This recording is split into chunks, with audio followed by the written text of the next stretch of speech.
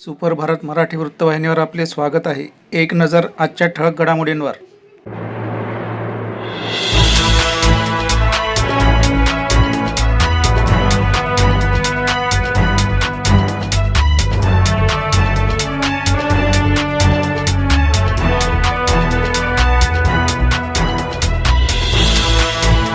तर मी आशिष बडवे. आजची मुख्य बातमी. कांदा भरलेला ट्रक शॉर्ट सर्किटमुळे जळून खाक झाला आहे. ही घटना करंजी येथे घडली.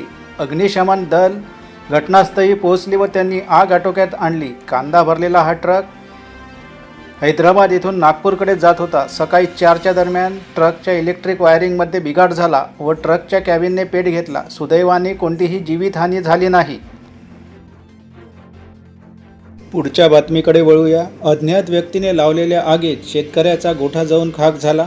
यात 3 गायींची राखरांगोळी झाली. शेती साहित्यासह अंदाजे 6 लाखांचे नुकसान झाल्याचे सांगण्यात येत आहे.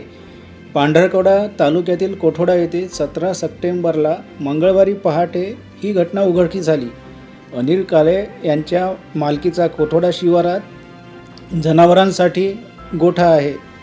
दूध देणाऱ्या 4 गायी, बैल तसेच इतर जनावर गोठ्यात बांधून होते. शिवाय गोठ्यात sprinkle set, pipe, motor, starter आणि शेती उपयोगी साहित्य पण ठेवले होते. लावलेल्या आगीत 3 गायी जागेवरच तडफडून मरण पावल्या तर इतर जनावर आगीत होरपळून जखमी झाले आहेत. पांढरकवडा पोलीस स्टेशनला तक्रार दाखल झाली असून अधिक तपास सहाय्यक पोलीस निरीक्षक मेलकेवार मॅडम, बीट जमादार उमेश कुंबरे, दिनेश राठोड हे करीत आहेत. ऐकूया शेतकऱ्याचे काय म्हणणे आहे. तुमचं नाव सांगा. अनिल महादेव काळे. हे माझ्या शेतामध्ये अशी घटना घडवणार हे आमचे कोणी दुश्मन लोक आहे गावामध्ये 2-4 लोक.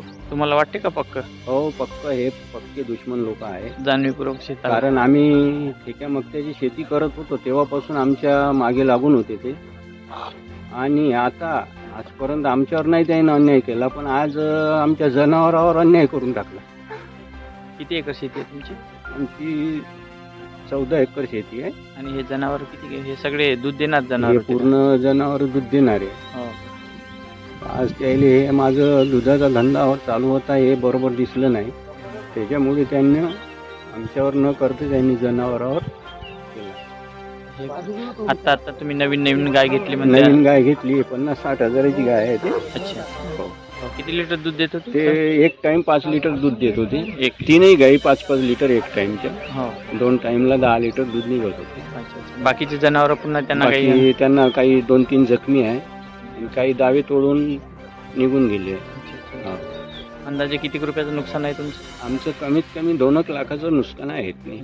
हा, जाणीवपूर्वक पेटवण्यात आलं आहे. हा, जाणून बुजून पेटवण्यात आलेलं.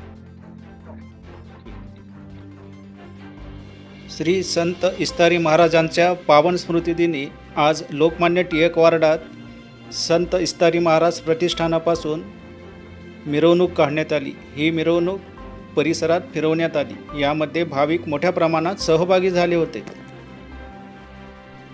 यासारख्या इतर बातम्या पाहण्यासाठी पाहत रहा आमचे यूट्यूब चॅनल सुपर भारत आणि आमचे चॅनल सबस्क्राईब करायला विसरू नका.